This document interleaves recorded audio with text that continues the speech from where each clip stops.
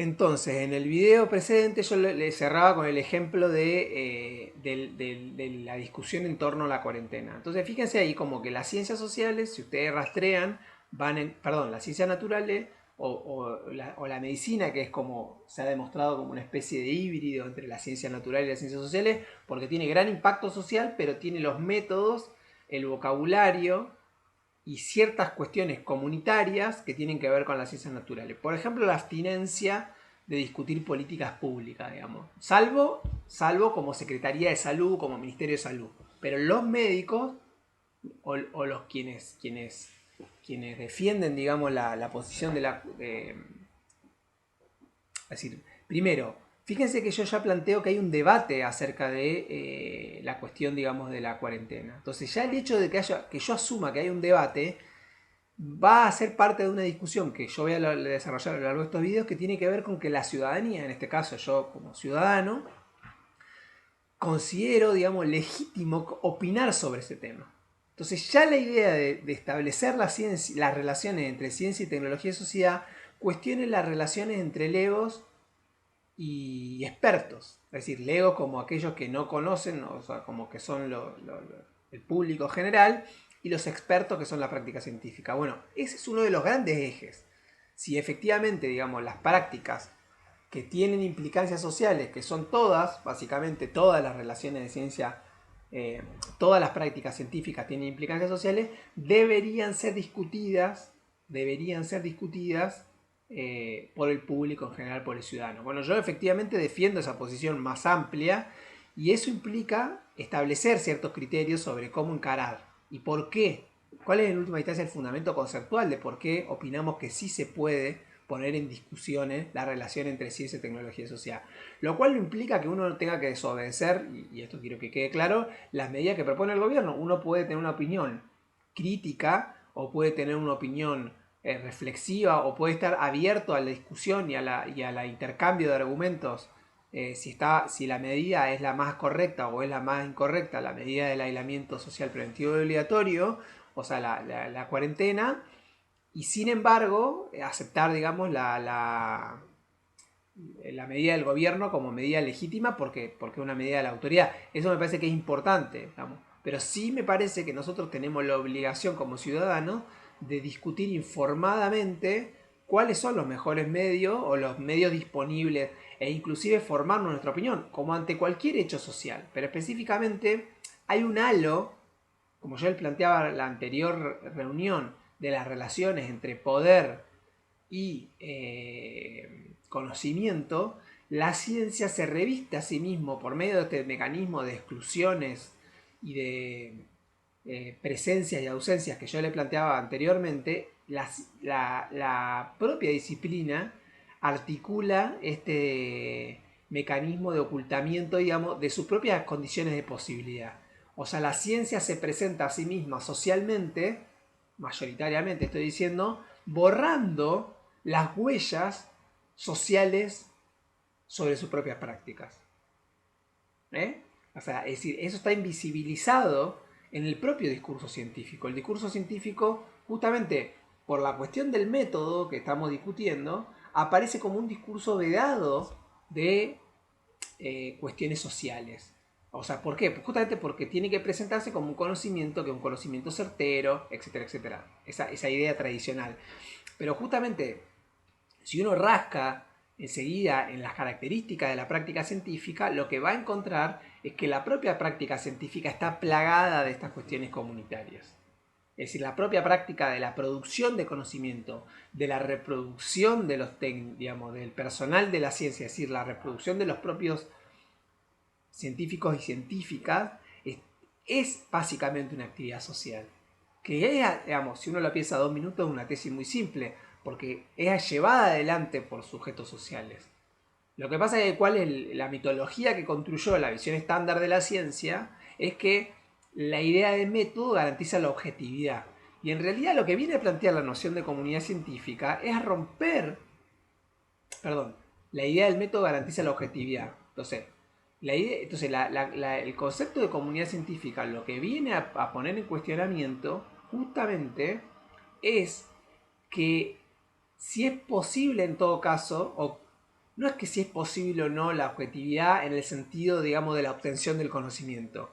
Porque no, nadie duda, digamos, de que por medio de los mecanismos de revisión, bueno, podríamos inclusive ponerlo en duda. En las visiones más radicales se pone en duda esto, pero uno podría decir, bueno, los mecanismos, digamos, de producción del conocimiento garantizan cierto conocimiento crítico, no dogmático, etc. Bien, supongamos, aceptemos eso como verdad.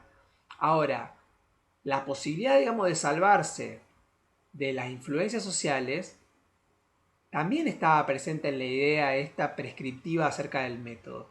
Entonces la idea de un método que garantizaba la accesibilidad de un conocimiento, la producción de un conocimiento, y que ese conocimiento iba a ser un conocimiento no contaminado con cuestiones subjetivas, en realidad se demuestra como mitológica y que termina siendo, teniendo una función ideológica. Es decir, termina siendo, es decir, un concepto que opera para sostener esta idea, digamos, de una ciencia objetiva. Y en realidad las propias condiciones de producción del conocimiento científico, es decir, las propias condiciones de posibilidad, tanto intelectuales como sociales, como materiales de la ciencia, implican justamente la digamos, el carácter social de la ciencia.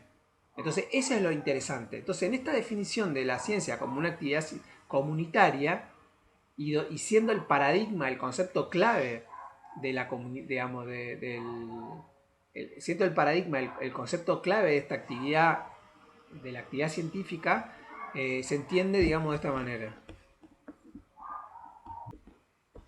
Bueno, como estaba planteando, digamos, entonces tuve que hacer una pausa, disculpen, se va a ver un poco la discontinuidad, porque justo me estaban golpeando la puerta. Entonces, esta idea de comunidad científica es importante porque es la base, este concepto de comunidad científica es la base de la noción de paradigma, y la noción de paradigma es la base para pensar las relaciones entre ciencia, tecnología y sociedad. Entonces, como yo les decía antes, la idea de comunidad científica es básicamente la idea de un paradigma, ¿no? Básicamente la idea de un paradigma. Es decir, ¿qué es una comunidad científica? Es un grupo de personas que hacen ciencia que se agrupan en torno a un paradigma. ¿Qué es el paradigma entonces? Bueno, es un conjunto, una constelación de compromisos. Es interesante esta idea, como yo le decía, de constelación, que implica una idea un poco más difusa, no formal, aunque tiene elementos formales. O sea, por ejemplo, las sociedades científicas son parte de las cuestiones comunitarias de la ciencia. Pero no, digamos, así como una familia, digamos, hay una estructura, para decir un ejemplo de una comunidad, una familia que es una comunidad, tiene una estructura formal donde, qué sé yo, donde hay determinados roles, hijos, padres, madres, etcétera, digamos, primos, tíos, todo, digamos, toda esa estructura formal. Después también hay cosas que no están escritas, que tienen que ver con las asignaciones de roles, etcétera, que implican, digamos, que implican cambios y que implican determinadas formas de circulación del poder que no necesariamente son formales. O sea, no siempre, digamos, la última palabra la tiene el padre, aunque, digamos, bueno, sería otra discusión la estructura de la familia, pero lo que quiero poner el ejemplo es que a pesar de que hay una estructura formal, hay dispositivos, mecanismos y compromisos que no son formales, que son también actuantes. Eso es un poco el ejemplo que quiero poner. O sea, como grupo, ¿no? Las creencias, formas de proceder, o sea, las creencias, dentro de las creencias, implica creencias formales y de vuelta informales, formas de proceder, ahí hay toda una cuestión, digamos, de decir, bueno, el ritual, la práctica, quién es la persona, digamos, quiénes son los referentes dentro de una comunidad científica, cuáles son las jerarquías, y forma de proceder también en la forma de practicar la ciencia en las formas de practicar la ciencia y en las formas de aceptar las jerarquías del conocimiento. Por ejemplo, vamos a poner de vuelta el ejemplo. Fíjense aquellos médicos que tienen posiciones, si se quiere, contrarias a la cuarentena. Bueno, esos médicos muchas veces son deslegitimados desde las propias núcleos de las comunidades. ¿Tá? Entonces, es decir, las comunidades científicas son estructuras bastante pequeñas, muchas veces mucho más pequeñas de lo que nosotros imaginaríamos. O sea, no todos los historiadores, o sea, no todos aquellos que, por ejemplo, para poner mi ejemplo personal, no todos los que se reciben en la facultad de historia y dan clase de historia en el colegio, en todos los ámbitos educativos, son miembros de la comunidad científica de los historiadores, por ejemplo. Lo mismo que sucede de los economistas, o sea, es decir, lo que hay es un grupo reducido de practicantes de esa disciplina que son finalmente aquellos, inclusive muchas veces los que están en la innovación científica, los que tienen acceso a los mecanismos internacionales, digamos, a los mecanismos internacionales de distribución, digamos, de los saberes, de producción del conocimiento, cada vez, digamos, ese grupo es el que más o menos aparece eh, para decir otra palabra difícil, hegemónico, ¿no? Es decir, el que tiene el mando. Por ejemplo, en el caso del infectólogo, no todos aquellos médicos que hicieron la carrera de infectología tienen el mismo peso. No es lo mismo un infectólogo investigador superior del CONICET, ¿no? Que un infectólogo, digamos, de un hospital periférico, por ejemplo, de la provincia de Neuquén o la provincia de Río Negro, ¿no? O del interior de la provincia de Neuquén, interior de la provincia o sea, de Río Negro. Ahí hay una cuestión de jerarquías, de organización diferente. Bueno, entonces, forma de proceder, métodos de investigación, que ahí está, digamos, la discusión que nos compete específicamente a nosotros. Formas de toma de decisiones, o sea, por ejemplo, no siempre la estructura comunitaria de la ciencia, o mayormente no es democrática. O sea, esta idea de la revisión por pares, digamos, es una estructura meritocrática, es una estructura jerárquica, no es una decisión democrática, digamos. No se pone en discusión qué es ciencia y qué no es ciencia. O sea, está en discusión, pero hay como digamos, determinadas cosas. Es decir, los legos no le pueden opinar, vienen y opinan sobre determinadas cuestiones y pueden ser atendidos. Por ejemplo, esa es una estructura muy fuerte de los paradigmas de las comunidades científicas.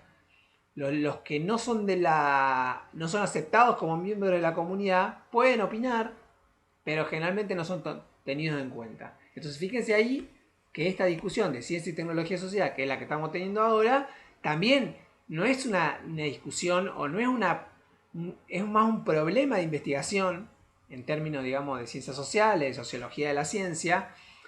Podría ser un tema también en términos de ciencia política, etcétera, pero es dinámico en el sentido de que tanto la sociedad como la tecnología cómo la propia comunidad científica interactúan, digamos, y son elementos activos de este proceso. No es homogéneo en todas las formas y en todas las épocas. Las relaciones entre ciencia, tecnología y sociedad se han permanecido, digamos, siempre iguales. Entonces, toma de decisiones, formas de actuar, valores e intereses. Valores que tienen que ver, por ejemplo, con cuestiones que no son puestas en cuestionamiento.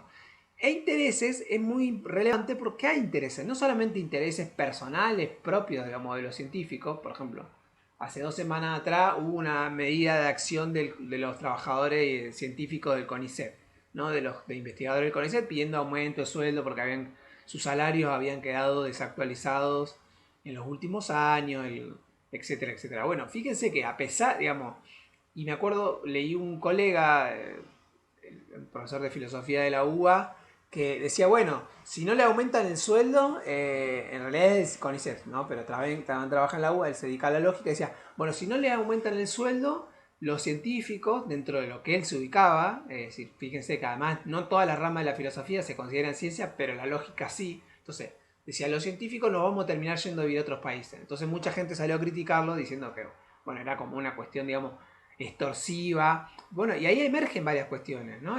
Los valores. Bueno, ¿con qué estás apegado? ¿Con el sueldo? ¿Con un compromiso ético con la paz, con la búsqueda del conocimiento? ¿Con un compromiso político con tu proyecto de país? ¿Con la nación?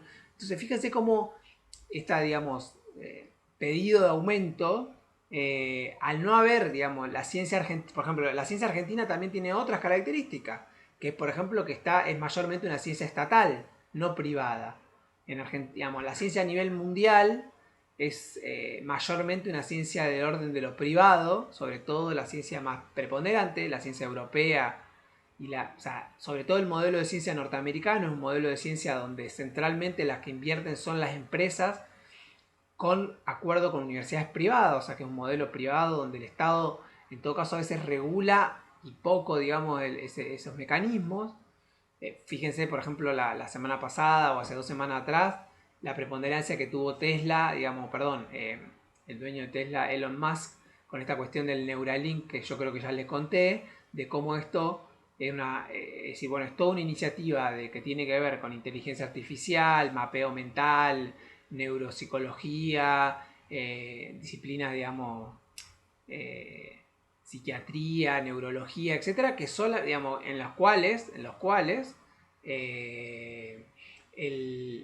¿cómo se llama esto? El Estado, digamos, a lo sumo cumple una función de regulador y de controlador, pero no, digamos, de inversor.